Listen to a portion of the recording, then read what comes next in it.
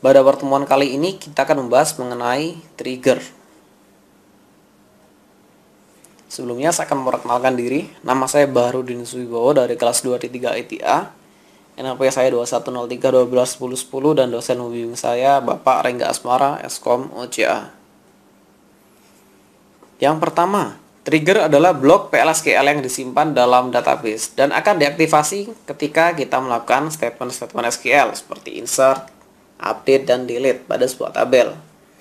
Implementasinya, kita akan mengeset atau mengubah nilai kolom suatu tabel sehingga validasi nilai dari tabel tersebut akan terjaga. Jadi trigger ini suatu perintah yang akan dijalankan ketika kita mengeksekusi perintah-perintah seperti insert, update, maupun delete. Jadi tujuannya itu ketika kita insert, maka trigger ini akan dipanggil. Nah, salah satu fungsinya adalah memvalidasi data yang akan diinput. Trigger ini bisa disimpan, dia dapat berdiri sendiri, jadi dia bukan merupakan bagian dari package. Dan trigger tidak memiliki parameter, dia bukan function maupun procedure. Dan dia dipanggil pada saat DML, database startup shutdown, dan operasi DDL tertentu. Kemudian ada jenis-jenis trigger. Jadi trigger ini dapat digunakan untuk maintain informasi auditing maupun memanggil program lain. Jadi trigger ini dapat digunakan untuk maintain integritas constraint yang kompleks.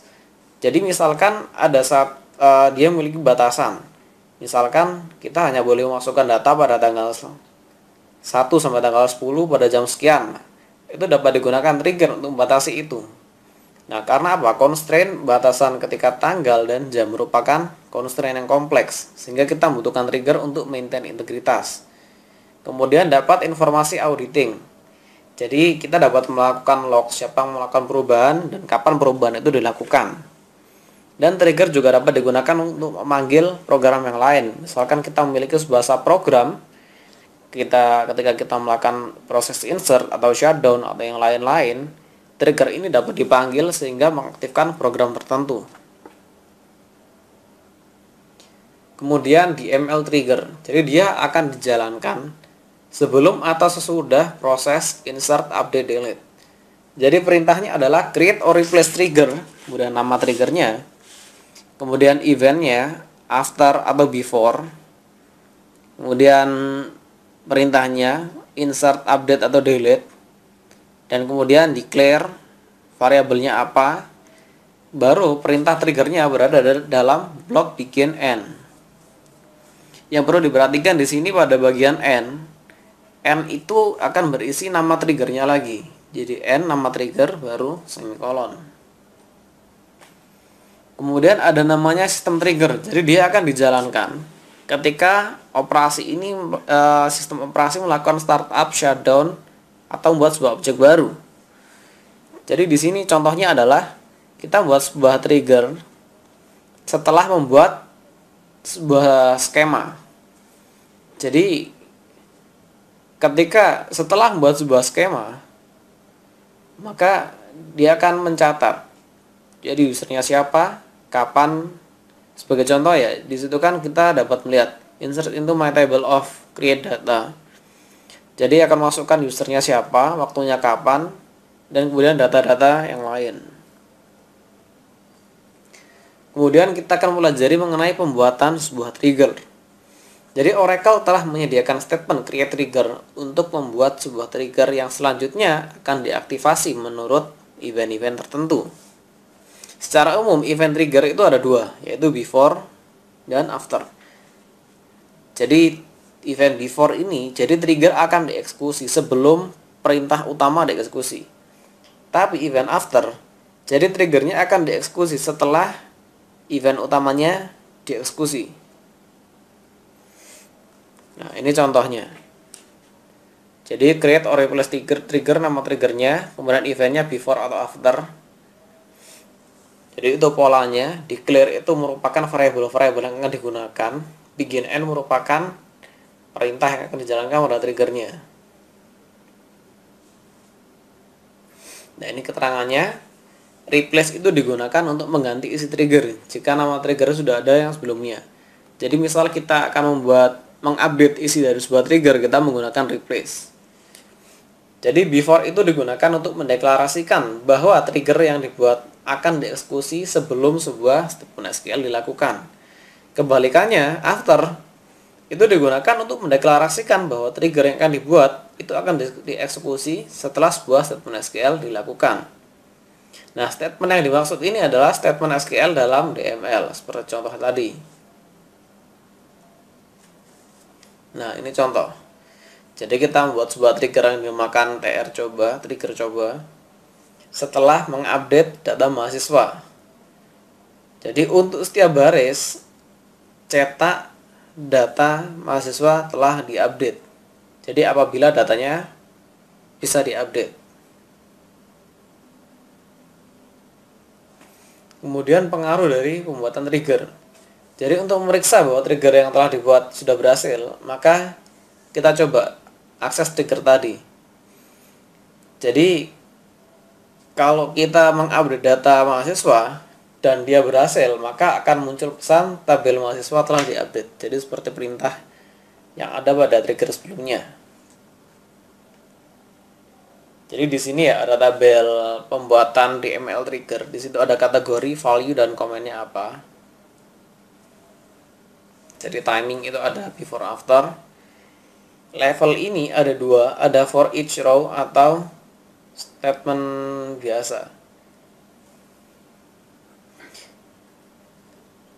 Urutan DML trigger yang dijalankan. Jadi sebelum statement level trigger, untuk setiap baris for each row yang terpengaruh. Jadi ada sebelum row level trigger, operasi, maupun setelah row level trigger. Kemudian setelah statement level trigger. Jadi urutannya seperti ini ya. Jadi sebelum statement levelnya, kemudian untuk setiap baris, sebelum row level, pada saat row level, setelah row level, dan setelah statement level. Kemudian ada alias. Jadi ini merupakan sebuah variabel membantu ya. Jadi di sini alias dalam trigger itu kita mengenal dua, ada namanya new dan old.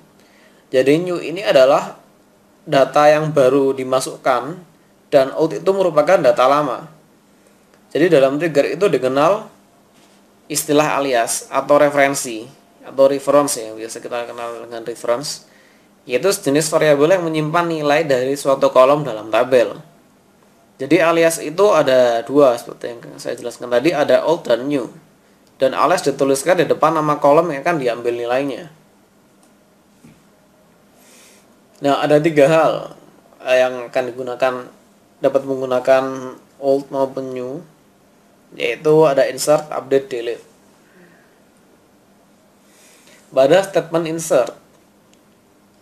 insert ini hanya memiliki alias new. Karena apa? Dia tidak memiliki old value, dia nggak memiliki nilai lama, sehingga dia tidak memiliki alias old. Dia hanya memiliki nilai new. Berikutnya statement update. Jadi statement update ini memiliki keduanya, dia dapat memiliki alias new dan old. Kenapa new? Karena dia akan memiliki nilai-nilai yang baru, nilai-nilai akan diupdate. Sedangkan old itu dapat mereferensikan nilai-nilai lama sebelum data tersebut diupdate. Misalkan dalam sebuah tabel barang, stok yang tersedia untuk lemari es itu ada 20. Nah, terus kita akan mengupdate jumlah stok tersebut dengan nilai 30.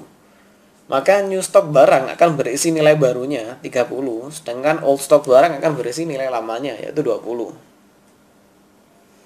Kemudian ada statement delete. Statement delete ini hanya memiliki nilai old. Kenapa? Karena delete ini pada saat proses delete kita tidak masukkan data apapun.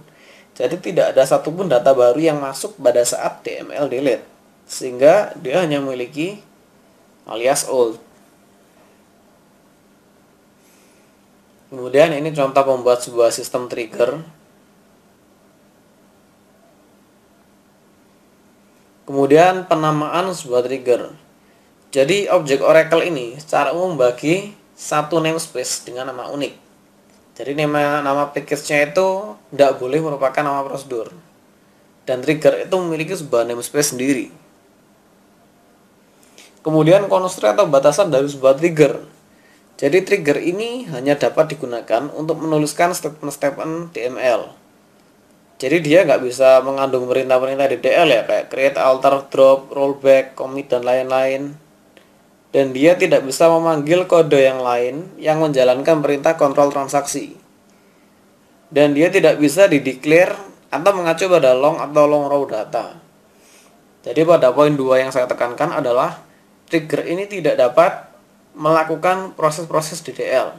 Jadi misalnya setelah kita insert, maka dia membuat suatu tabel, atau dia mengalter atau melakukan drop suatu tabel, atau mungkin setelah dia delete dia akan melakukan rollback. Nah, itu tidak bisa. Jadi ini contoh dari penerapan trigger. Kemudian trigger body. Jadi secara umum bentuk trigger itu adalah PLSQL prosedur. Jadi trigger entah dalam MySQL, entah dalam Oracle, itu polanya adalah PLSQL. Nah, exception itu pada statement call tunggal. Jadi pada statement call tunggal itu kita bisa tidak menerapkan PLSQL, kita hanya menerapkan statement DML saja. Nah, ini digunakan untuk prosedur, yaitu pembungkus untuk kode C atau Java, atau yang lain-lain juga bisa. Privilege-nya itu create trigger, create any trigger, alter any trigger, drop any trigger, atau administer database trigger. Jadi ini privilege yang bisa diberikan untuk user. Kemudian untuk mengaktifkan atau menonaktifkan trigger, kalau secara default begitu trigger dibuat, dia akan berada pada kondisi aktif. Nah, dalam Oracle sendiri trigger ini tidak selalu dijalankan, tergantung pada setting yang dilakukan terhadap trigger itu sendiri. Artinya, eksekusi trigger akan dilakukan hanya apabila trigger diset dalam keadaan aktif atau enable, dan akan diabaikan apabila triggernya disable.